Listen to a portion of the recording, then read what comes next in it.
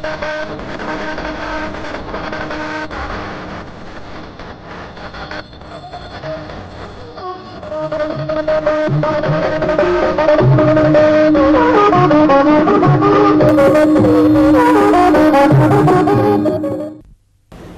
भाषा शिक्षण में आप सबका हार्दिक स्वागत है। पूर्व पाठ में हमने लोट लकार के बारे में जानकारी प्राप्त की है। इस पाठ में लंग लकार के बारे में जानकारी प्राप्त करेंगे। नमो नमः। संस्कृत भाषा शिक्षणे भवतां सर्वेषां हार्दं स्वागतम्। पूर्वतन पाठे वयं लोट्लकारस्य रूपाणि कानि, तेषां प्रयोगः कथम् इति च ज्ञातवन्तः। अस्मिन् अवसरे एकं नूतनम् अंशं जानीमः। श्रीराम अत्र आगच्छतु। एतत् जलं पिबतु।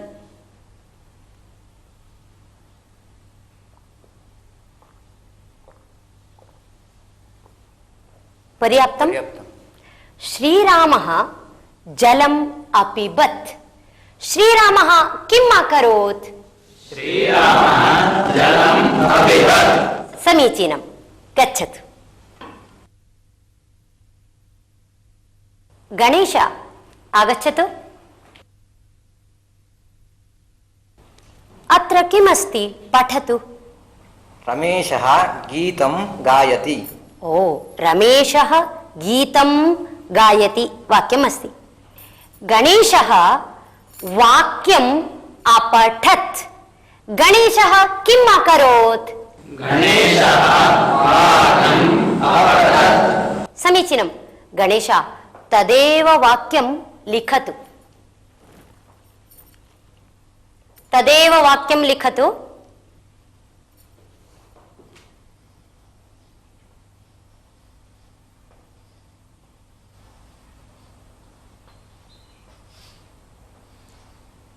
गणेशः लिखति।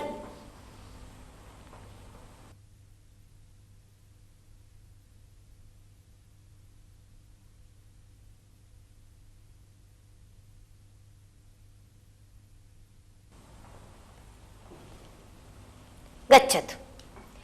गणेशः वाक्यम् अलिखत्। गणेशः किम् अकरोत्? गणेशः वाक्यम् अलिखत्। समीचीनम्। ओ, सः अगच्छत्। गणेशः किम् अकरोत्? सः अगच्छत्। अगच्छत्। अत्र परिशीलयन्तु। अपिबत्, अपठत्, अलिखत्, अगच्छत् एतानि रूपाणि लङ् लकारस्य रूपाणि। लङ् लकारस्य रूपेषु धातोः पूर्वम् अकारः श्रूयते। अपठत, अलिखत, अवदत आदि लंग लकार का रूप है। भूतकाल का अर्थ में लंग लकार का प्रयोग किया जाता है।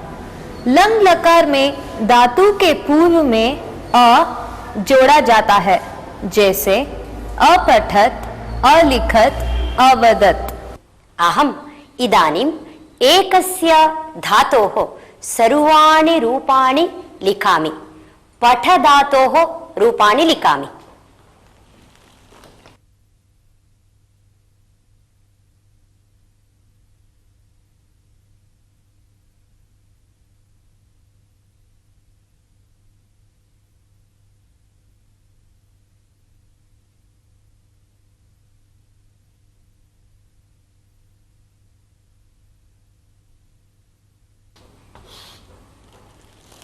इदानीं भवन्तः एतानि रूपाणि पठन्तु।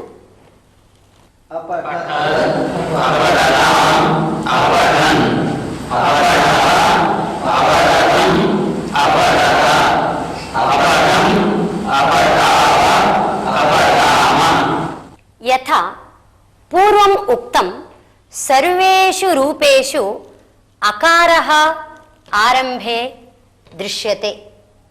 एवं प्रायः कानिचन धातुरूपाणि समानानि भवन्ति। यथा अपठत् अस्ति तद्वत् अगच्छत्, अलिखत्, अपिबत्, अखादत्, अमिलत्, अस्मरत्, अक्षालयत् एवं रूपाणि समानानि भवन्ति।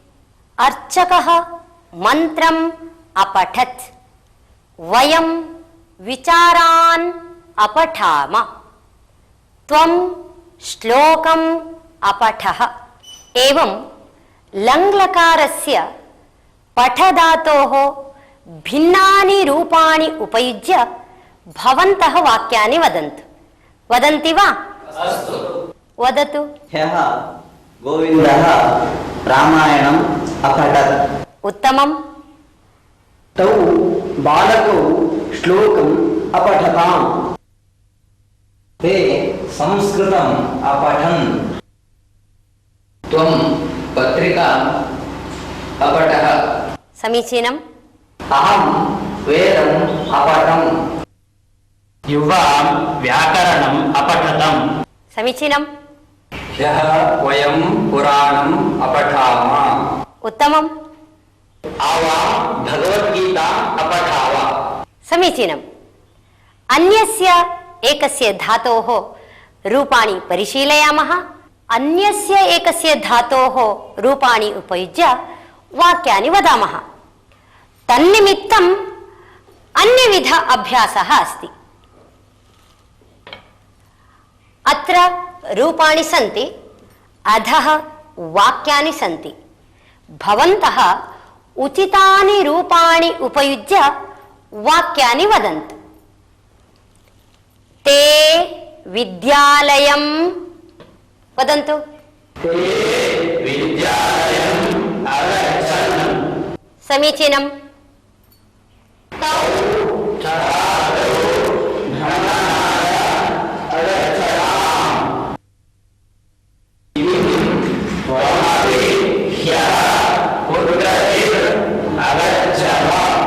समीचीनम्।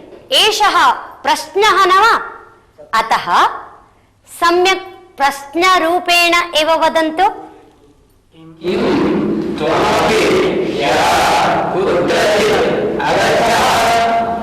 किं त्वमपि ह्यः कुत्रचित्? भवन्तौ द्वौ वदताम्। किं त्वमपि ह्यः कुत्रचित् अगच्छः? अहं कुत्रचिदपि न। भवान् वदतु। अहं कुत्रचिदपि न अगच्छम्। युवां देहलीं। भवान् वदतु। युवां देहलीम् अगच्छतम्। आवां स्नानाय नदीम्। आवां स्नानाय नदीम् अगच्छाव। समीचीनम्। वयं यात्रार्थं। भवान् वदतु। वयं यात्रार्थम् अगच्छाम। उत्तमम्। भवन्तः सम्यक् वाक्यानि उक्तवन्तः। लंग लकार रूपों का वाक्य में कैसे प्रयोग करना यह भी आपने जान लिया। इदानीम् अन्यमेकम् अभ्यासं कुर्मः।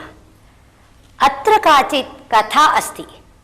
कथायां लट्लकारस्य रूपाणि प्रयुक्तानि सन्ति। भवन्तः लङ्लकाररूपाणि प्रयुज्य एतां कथां पुनः वदन्तु। यथा एकः काकः अस्ति। वदन्तु। यथा एकः काकः अस्ति। एकः काकः आसीत्। सः तृषितः भवति। समीचीनम्। सः जलस्य अन्वेषणं करोति।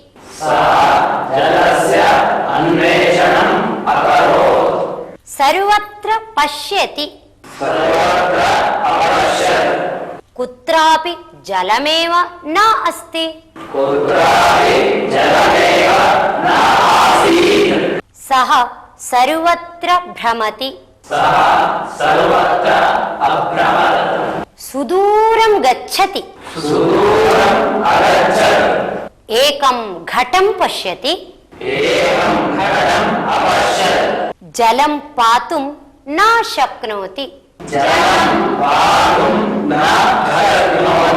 अशक्नोत् पुनः वदन्तु सः एकम् उपायं चिन्तयति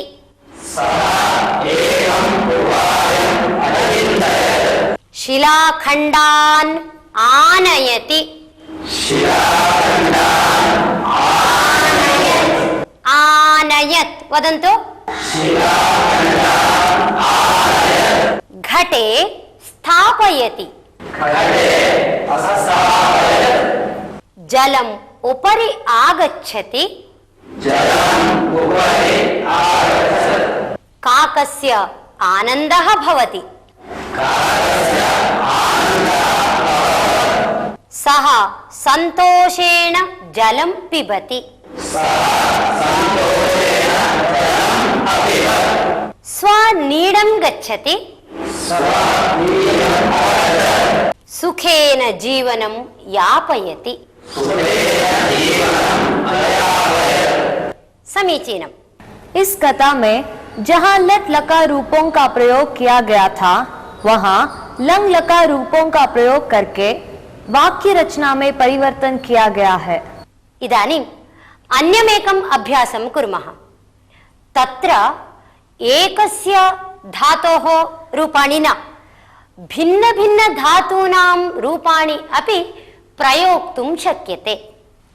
अत्र कश्चन अभ्यासः अस्ति। क्रियापदं न लिखितम् अस्ति, अत्र रिक्तं स्थानम् अस्ति।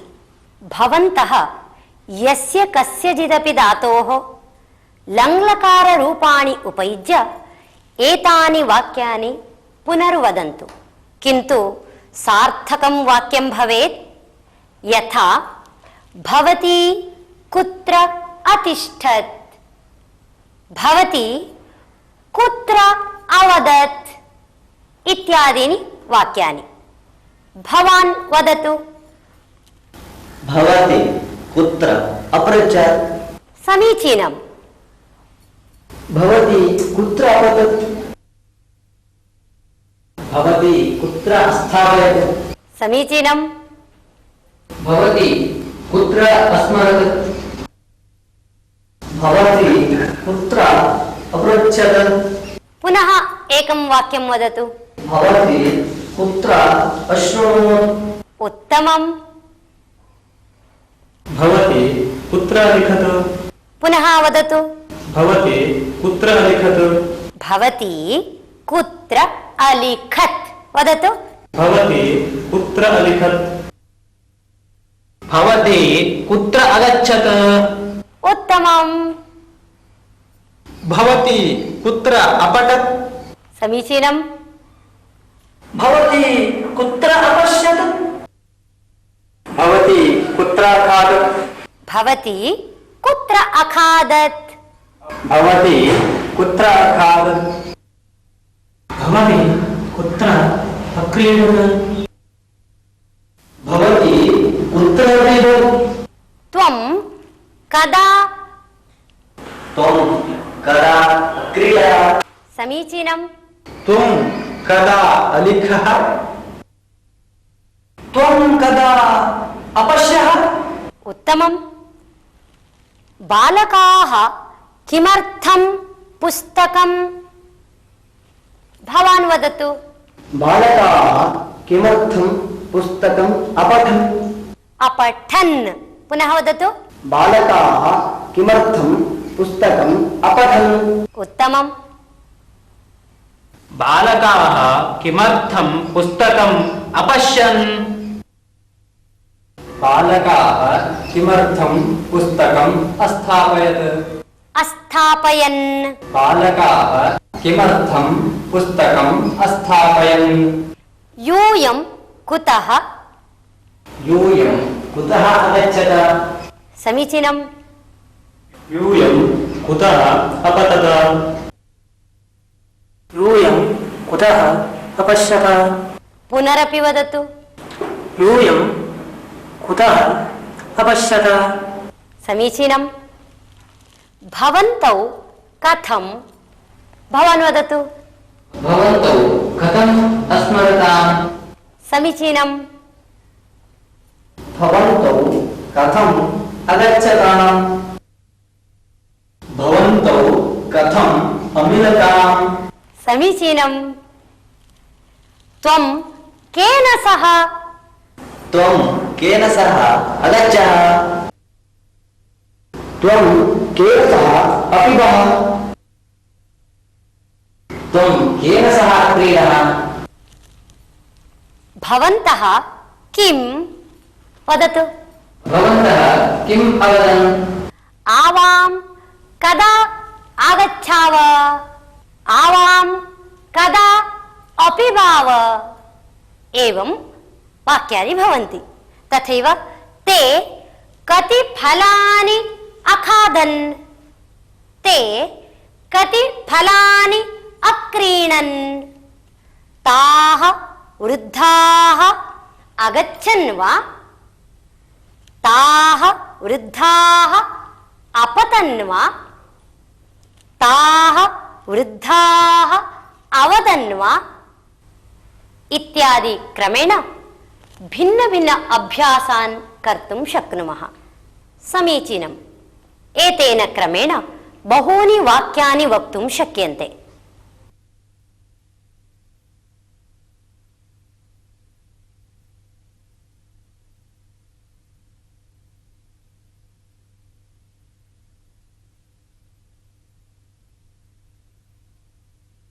केषाञ्चित् धातूनां रूपाणि किञ्चित् विशिष्टानि भवन्ति, भिन्नानि च भवन्ति। यथा अजानात्, अशृणोत्, अकरोत्, अददात्।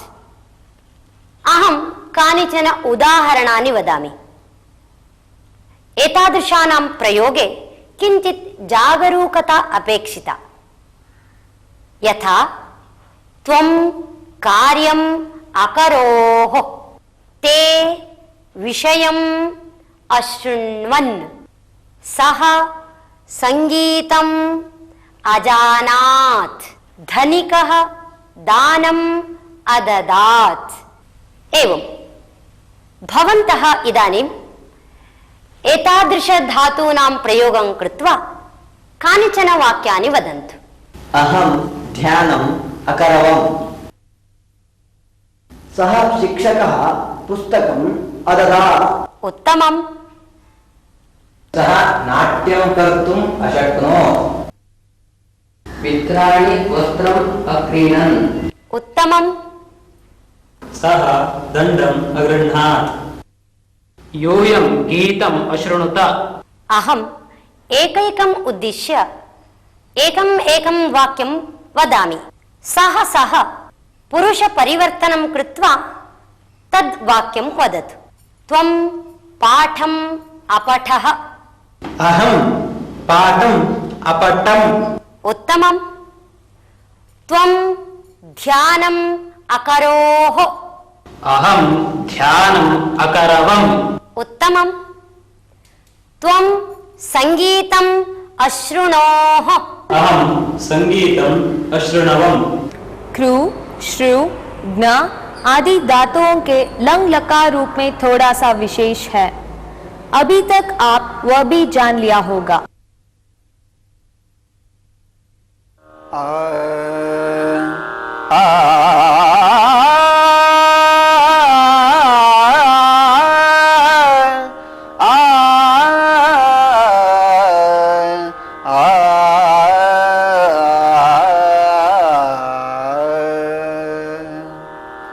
कीटोऽपि सुमनः संगात् आरोहति सतां शिरः। कीटोऽपि सुमनः संगात् आरोहति सतां शिरः। अश्मापि याति देवत्वम्। अश्मापि याति देवत्वम्। महद्भिः सुप्रतिष्ठितः। महद्भिः सुप्रतिष्ठितः कीटोऽपि सुमनः संगात् आरोहति सतां शिरः अस्मापि याति देवत्वम् महद्भिः सुप्रतिष्ठितः महद्भिः सुप्रतिष्ठितः। अस्मिन् सुभाषिते सत्संगस्य महिमा वर्णितः अस्ति।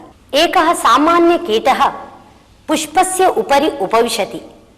कोऽपि जनः तदेव पुष्पं देवस्य शिरसि आरोपयति। सामान्यकीटः पुष्पस्य संगात् देवस्य शिरः आरोहति। एवमेव अर्चकस्य प्रभावेण शिला भवति शङ्करः इति उक्तिः प्रसिद्धा अस्ति। तद्वत् गिरौ पतितां शिलां स्वीकृत्य प्रभावी जनः मूर्तिं कृत्वा देवमन्दिरे प्रतिष्ठापयति। सामान्यः जनः तां शिलां देवः इति भावयति, पूजयति अपि। एवं महापुरुषसङ्गात् सामान्यशिला अपि देवत्वं प्राप्नोति। सत्संगस्य फलम् अद्भुतं खलु। इस सुभाषित में सत्संग का विशेष लाभ वर्णित किया गया है। कीट क्षुद्र होते हुए भी फूल के साथ रहने से सत्पुरुषों का या भगवान का सिर चढ़ता है। महात्माओं से प्रतिष्ठापित किया गया पत्थर भी भगवान का रूप प्राप्त करता है। कस्मिंश्चित् ग्रामे कश्चन धनिकः आसीत्। सः भगवद्भक्तः आसीत्। तस्य मनसि एकः देवालयः निर्मातव्यः इति इच्छा उत्पन्ना। अतः सः स्वगुरोः समीपं गतवान्, स्वीयम् अभिलाषं निवेदितवान्। तदा गुरुः पृष्टवान्, भोः कति जनेभ्यः कियन्ति रूप्यकाणि भवता संगृहीतानि देवालय निर्माणार्थम् इति। तदा धनिकः उक्तवान्, मम अन्यस्मात् धनसंग्रहणस्य आवश्यकता नास्ति, यतः अहम् एकः एव कोटिरूप्यकाणि व्ययीकृत्य देवालयं निर्मातुं शक्नोमि इति। तदा गुरुः उक्तवान्, एतत् समीचीनं न।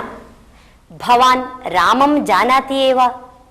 श्रीरामः साक्षात् विष्णोः अवतारभूतः। स्वयं एकः एव राक्षसकुलं संहर्तुं सामर्थ्यम् आसीत् तस्य। तथापि सः वानराणां संघटनं कृतवान्। तत्पश्चात् रावणस्य संहारं कृतवान्।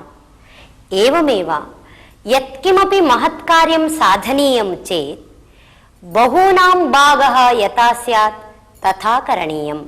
पुण्यस्य फलमपि यथा बहुभिः प्राप्येत तथा चिन्तनीयम्। अन्यथा अहम् एकः एव एतत् सर्वं कृतवान् इति अहं भावः उद्भवेत्। एकैकस्यापि मनसि एतत् मदीयं कार्यम् इति भावः भवेत्। गुरोः वचनं श्रुत्वा धनिकः सम्भूय कार्यकरणस्य महत्त्वम् अवगतवान्। तदनन्तरं सः जातिभेदं विना, उच्चनीचभावं विना एकैकस्मादपि गृहात् धनं सङ्गृहीतवान्। तेन धनेन उत्तमदेवालयस्य निर्माणं कृतवान्। कथायाः अर्थः ज्ञातः खलु? धन्यवादः। नमो नमः। इसी के साथ अब यह पाठ यहीं समाप्त होता है। अगले पाठ में हम फिर मिलेंगे। तब तक के लिए धन्यवाद।